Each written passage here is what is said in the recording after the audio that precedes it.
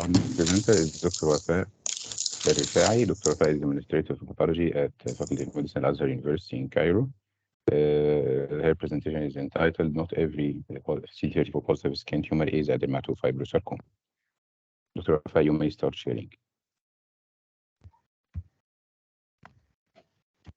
In the name of Allah, I am Wafaa Elrefaey, the Administrator of Pathology Department of Azhar University.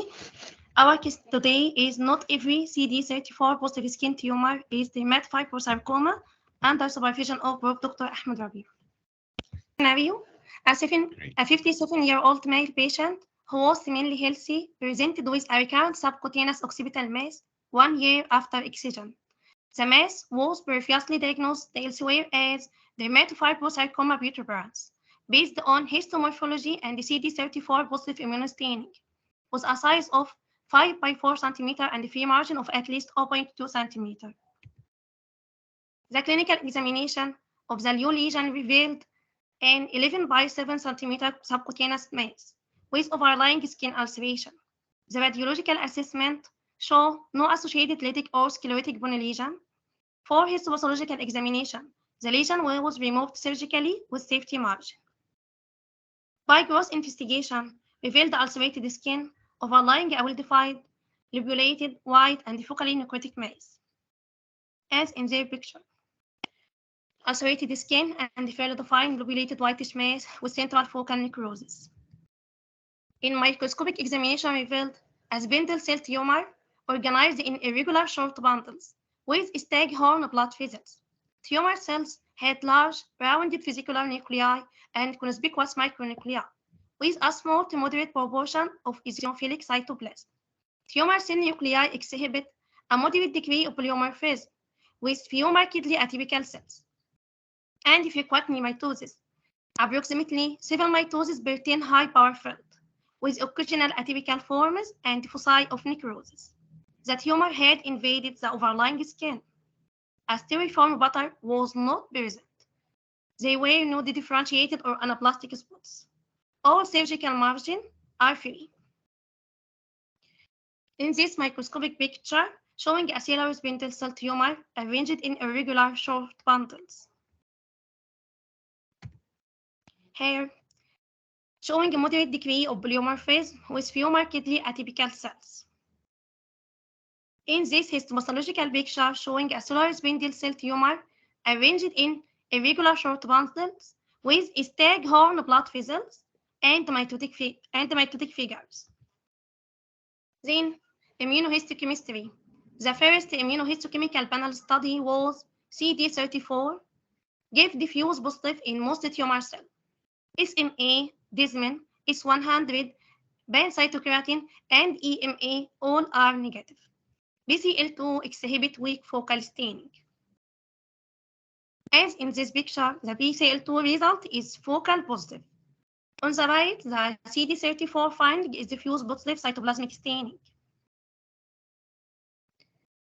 In this picture, the SMA, EMA, and desmin all are negative.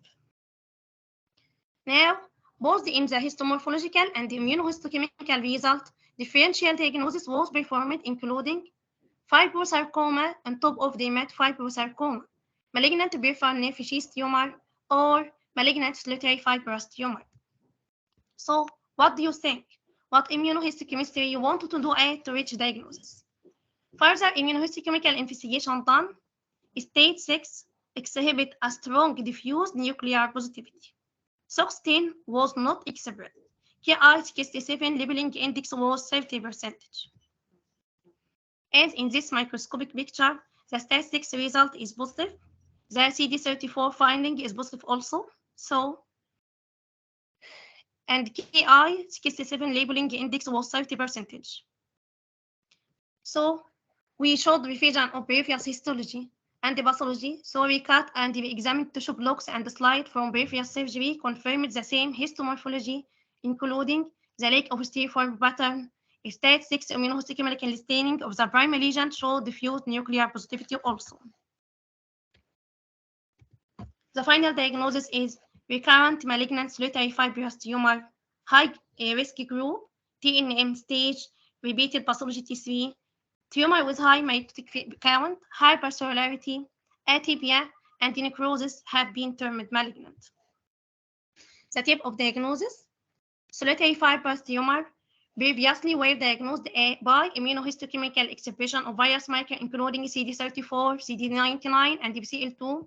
However, these markers carry a poor specificity, so CD34 is expressed high in solitary fibrous tumor, but also in another tumor that are included in the differential diagnosis of solitary fibrous tumor, namely dermatofibrosarcoma protuberans.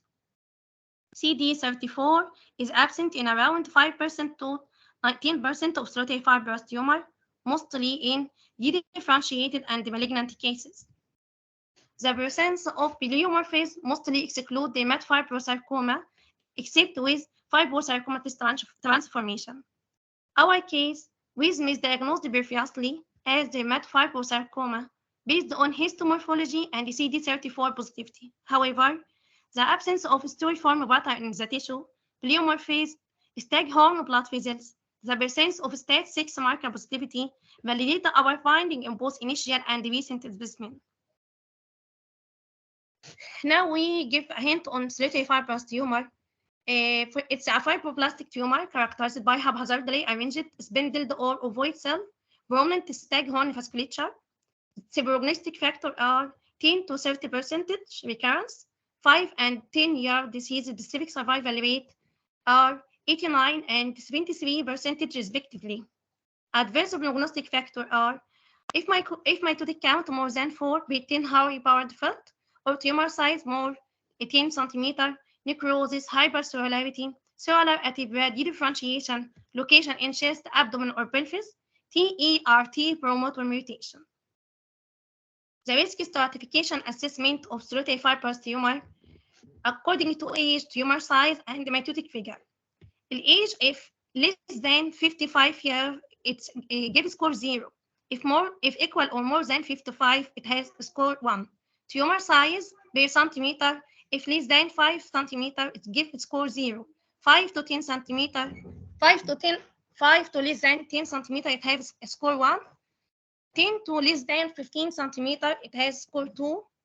Equal or more than 15 centimeter, it has score 3. Mitotic figure per 10 high powered field. If 0, score 0. If 1 to 3, it has score 1. If equal or more than 4, it has score 3. It has score 2.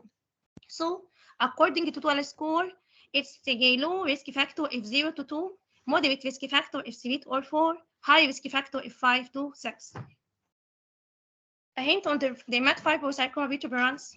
It's locally aggressive, superficial mesenchymal neoplasm with fibroblastic differentiation. Prognostic factor: incomplete resection is a risk factor for recurrence. Fibrosarcomatous transformation is an increased risk of recurrence and metastasis. Metastasis typically occur following multiple local recurrence. Increased age, male sex, and tumor size are associated with worse overall survival. The histopathology of dermatofibrosarcoma show storiform or whorled pattern, monomorphic cells, and has honeycomb pattern. It shows diffusely positive for CD34, and all cases contain fusion gene COL1A1 BDGFB. Fibrosarcomatous transformation have herringbone pattern, greater atypia and mitotic activity. CD34 exhibition may be diminished or absent. Take-home message: while solitary fibrous tumor of scalp is uncommon, malignant solitary fibrous tumor is even more uncommon and should be distinguished carefully from other spindle cell tumor of skin, especially dermatofibrosarcoma. Malignant solitary fibrous tumor are dedifferentiated from benign solitary fibrous tumor by their high degree of cellularity, size greater than 5 cm, number of mitosis per high powered field, presence of mature or pleomorphic tumor cells, and necrosis foci. CD34 immune staining is insufficient to specify a malignant solitary fibrous tumor of the skin. Thus, STAT6 marker should be included in the immunohistochemical panel for differential diagnosis of a challenging case of superficial spindle cell neoplasm. Thank you, everyone. Thank you, Dr. Wafaa, for your presentation. Thank you so much for your effort.